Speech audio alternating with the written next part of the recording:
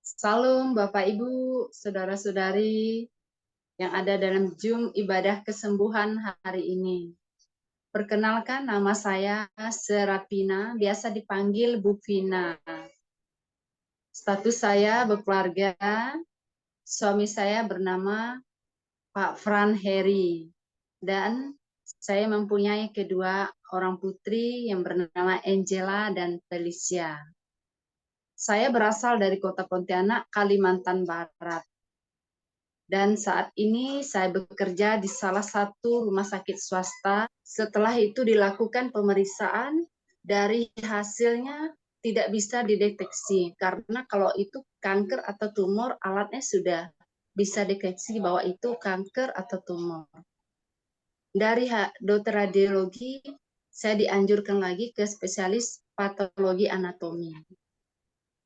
Setelah dilakukan tindakan FNAB, baru diketahui hasilnya bahwa dinyatakan saya positif karsinoma ataupun kanker. Nah, pada saat saya didiagnosa karsinoma, jujur saya sedih, saya merasa hancur. Saya bertanya sama Tuhan, kenapa Tuhan hal ini harus saya mengalami? Apa dosa saya Tuhan? Padahal saya sudah berusaha untuk menjaga pola makan dengan hidup sehat. Tapi kenapa saya harus mengalami hal ini? Pertanyaan itu terus-menerus bermunculan dalam pikiran saya. Jujur saya sedih. Saya terus menangis. Saya bertanya sama Tuhan, bagaimana nanti Tuhan kalau seandainya hal yang terburuk terjadi sama saya, Tuhan memanggil saya. Saya berpikir, Tuhan memanggil saya belum siap. Siapa yang akan mengurus anak-anak saya, suami saya, orang tua saya? Itu sering pertanyaan itu muncul dalam pikiran saya. Karena saat itu, ibu saya sendiri baru keluar dari rumah sakit setelah mengalami koma selama 1 minggu dan dirawat di rumah sakit. Dan saat itu, sayalah satu-satunya tulang punggung keluarga. Sedangkan keputusan saya harus memikirkan orang tua atau diri saya sendiri. Di situ pikiran saya terus berkecamuk. Saya nangis setiap ada kesempatan saya masuk kamar, saya berdoa. Tetapi di depan orang tua saya belajar tersenyum. Setelah itu, saya dan suami bersepakat kita harus mencari alternatif lain. Bagaimana untuk pengobatan saya. Terus dari dokter disarankan kalau kita harus ke Jakarta. Sedangkan ke Jakarta kita harus memerlukan biaya yang cukup besar. Nah, dari situ lagi bagaimana saya pikir untuk biaya ke Jakarta, bagaimana nanti sampai di Jakarta. Jujur, saya belum pernah ke Jakarta.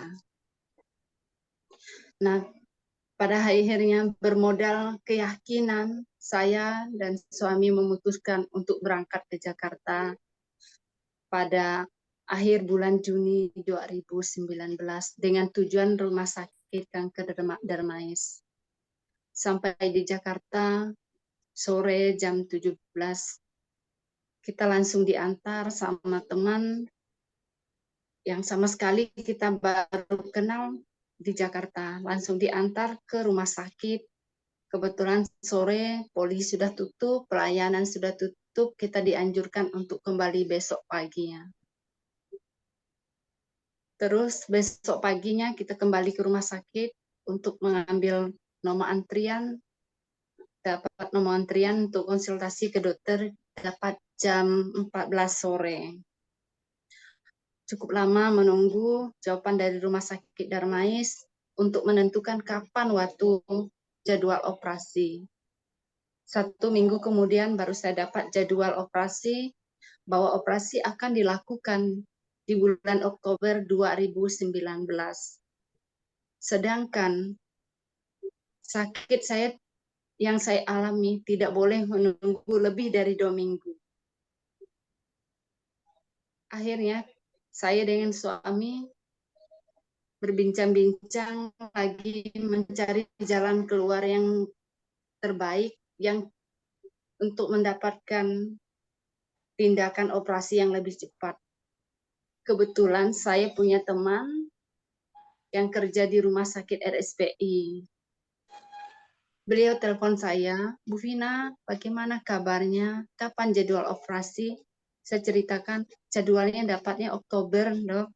Nah, begini aja Bu Vina, langsung ke rumah sakit di tempat saya bekerja. Saya sampai di rumah sakit di RSPI, saya langsung ditangani. Pada hari itu juga saya dianjurkan ke dokter spesialis jantung, dokter spesialis penyakit dalam, terus spesialis bedah onkologi, dan dilakukan pemeriksaan laboratorium, radiologi, semuanya selesai pada hari itu juga. Karena dari Kalimantan Barat, rujukan paskes kita ke Rumah Sakit Darmais, jadi saya harus ngurus untuk kepindahan BPJS-nya ke paskes ke RSPI. Untuk kepindahan paskesnya kita menunggu waktu 4 hari. Terus hari keempat pas hari Sabtu, Minggu, hari Seninnya saya dijadwalkan untuk operasi. Operasi dilakukan hari Senin dari jam 11 siang sampai jam 15. Operasi, puji Tuhan, berjalan dengan lancar. Setelah selesai operasi, seminggu kemudian hasil keluar bahwa tidak ditemukan anak sel dicurigai karsinoma, bahwa dicurigai kanker. Dari setelah 2 minggu, kita dianjurkan untuk melakukan kemoterapi. Setelah itu saya dirujuk lagi ke rumah sakit Pusada untuk mengadakan kemoterapi. Pada saat kemoterapi, jujur saya merasa takut karena setiap kali berjumpa dengan teman-teman yang selesai kemo selalu ceritanya menakutkan. Mereka bilang, Bu, kalau selesai nanti kemonya, tangan seperti terbakar, perut seperti dikocok-kocok. Pokok ceritanya semuanya menakutkan. Tapi saya tidak takut. Saya beranikan diri bahwa saya harus bisa, saya harus kuat. Setiap persoalan saya serahkan sama Tuhan. Pada keesokan harinya, waktu mau tindakan kemoterapi, saya tidak berani. Bahkan lihat jarum, dengan lihat petugas pun saya tidak berani. Saya pejamkan mata sambil berdoa, Tuhan, tolong saya. Jujur saya takut, Tuhan. Tuhan, jangan kau tinggalkan saya, dekaplah saya. Tapi apa yang saya rasakan saat itu? Saya merasa ada tangan yang memegang tangan saya. Tangannya besar dan hangat, saya merasakan sentuhannya. Terus saya merasa tetesan obat masuk ke badan saya, dingin. Sekarang saya buka mata pelan-pelan, saya melihat siapa ya yang pegang tangan saya. Pada saat itu tidak ada siapa-siapa. Petugasnya sudah pergi dan satu pun tidak ada. Dan saya yakin saat itu Tuhanlah yang bekerja. Tuhanlah yang pegang tangan saya. Tuhan memberi kekuatan untuk saya. Jadi saya tidak merasa takut, saya tidak merasa tangan saya itu panas atau kebakar. Bahkan saya merasa mual saat dari jam 8 malam sampai jam 3 pagi subuh. Tapi setelah itu saya tidak merasakan yang mual yang berlebihan. Semua itu berkat pertolongan Tuhan. Saya mengucap syukur untuk semua berkat kebaikan Tuhan.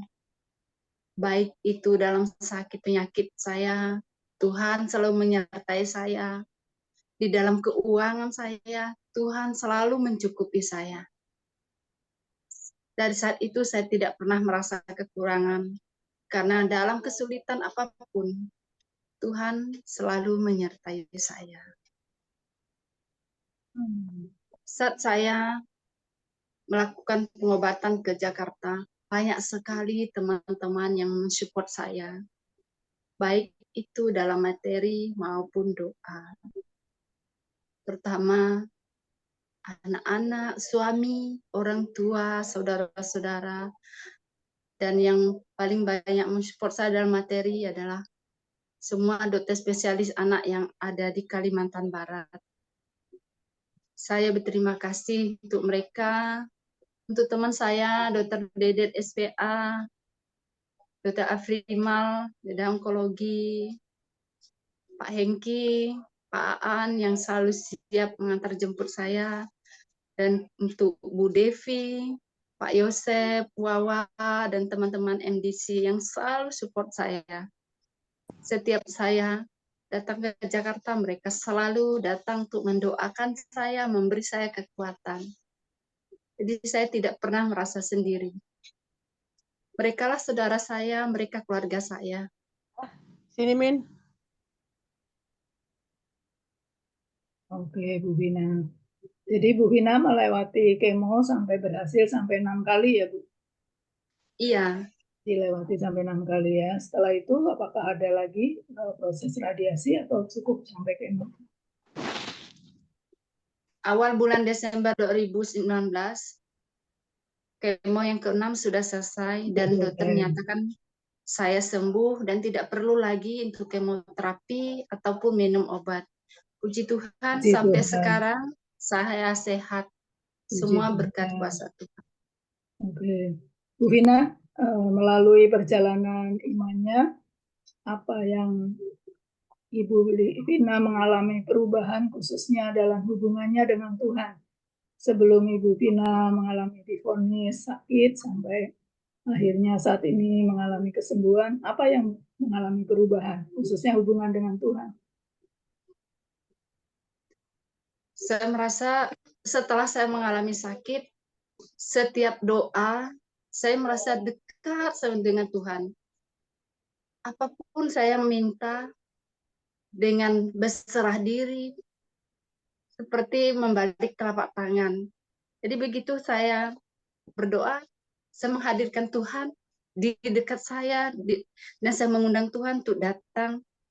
Benar-benar Tuhan itu hadir, jadi saya merasa tenang, dan kondisi apapun saya serahkan semua dengan Tuhan. Saya berserah ke Tuhan, apapun yang saya alami, semua sudah kehendak Tuhan. Dan saya percaya Tuhan punya rencana yang terindah untuk saya. Dan saya percaya Tuhan memakai saya untuk mengalami penyakit ini, untuk saya merasakan apa yang dirasakan penderita kanker, dan Tuhan tahu saya mampu. Maka Tuhan pakai saya untuk bersaksi bahwa tidak ada yang mustahil bagi Tuhan. Saya percaya pada Tuhan Yesus. Amin. Dan satu yang sepesan doa saya saat saya sakit sampai sekarang, saya berdoanya, Tuhan Yesus, sembuhkanlah saya. Pakailah hidup saya untuk melayani dan berguna bagi banyak orang. Itu yang saya pakai sampai sekarang, Bu. Amin. Jadi berkat ya buat orang banyak ya. Iya. Bu Vina, apa apakah ada closing statement yang mau disampaikan, kata-kata yang boleh disampaikan kepada seluruh para partisipan yang ada di dalam ruang Zoom ini, yang boleh menguatkan dalam perjuangan mereka, mungkin mereka masih berjuang. Silakan Bu Vina, apakah ada? Bagi Bapak, Ibu, saudara-saudari yang sekarang masih berjuang untuk melawan sakitnya, kita jangan menyerah. Satu, kita harus berserah. Karena sekuat apapun kita bertanya sama Tuhan, Tuhan kenapa begini, itu akan menjadi kita semakin sulit dan sakit. Tapi satu doa kita harus pasrah sama Tuhan, apapun itu, kita serahkan semua kepada Tuhan. Jadi kita akan merasa damai dan kita akan menjadi kuat. Karena semuanya Tuhan sudah atur. Amin. Berserah ya, jadi serahkan semuanya kepada Tuhan, percaya ya bahwa mujizat masih terjadi ya. Oke, ya. Terima kasih buat Bu Vina buat kesaksiannya pada sore hari ini.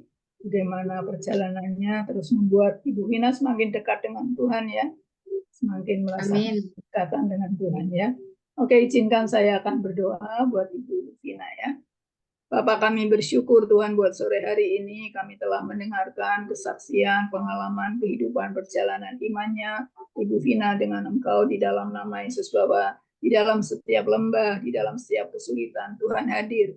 Tuhan menyatakan kuasanya, pertolongannya, mujizatnya, dan penyediaannya yang tidak pernah habis atas kehidupan anak-anak-Mu ya Bapak. Karena itu kami bersyukur, kami juga memberkati buat Ibu Vina terus dalam kondisi yang sehat, dalam kondisi yang kuat, untuk Tuhan memakai beliau menjadi alat di dalam tangan-Mu, menjadi berkat bagi banyak orang melalui profesinya, melalui pekerjaannya, melalui kesaksiannya, melalui apapun juga yang bisa dia bagikan kepada orang banyak, supaya sungguh-sungguh boleh menguatkan orang lain bahwa Tuhan masih bekerja sampai hari ini. Di dalam nama Tuhan Yesus kami memberkati buat suami dan anak-anaknya, mereka tetap aman dalam perlindungan Tuhan, dalam kesehatan, dalam kekuatan. Di dalam nama Tuhan Yesus kami berdoa dan memberkati.